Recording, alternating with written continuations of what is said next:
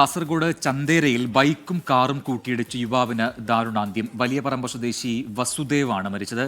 അതിന്റെ അപകടത്തിന്റെ ദൃശ്യങ്ങൾ കൂടി ഇപ്പോൾ ലഭിച്ചിട്ടുണ്ട്. CCTV ദൃശ്യങ്ങൾ പ്രേക്ഷകർ കാണുന്നത് പോലെ ബൈക്കും കാറും കൂട്ടിയിടിച്ചാണ് ഈ അപകടമുണ്ടായത്.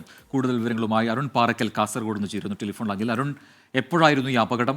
വിവരങ്ങൾ എന്താണ്? ബജിൽ ഇന്ന് വൈകുന്നേരത്തോടു കൂടിയാണ് ഈ അപകടം ഉണ്ടാവുന്നത്.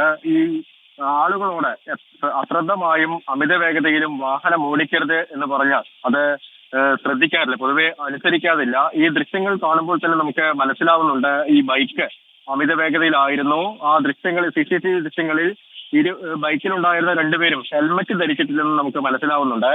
അമിത വേഗതയിലെത്തിയ ബൈക്ക് മറ്റൊരു കാറിനെ ഓവർടേക്ക് ചെയ്യാൻ ശ്രമിക്കുന്നതിനിടയിലാണ് ഈ അപകടം ഉണ്ടാവുന്നത്.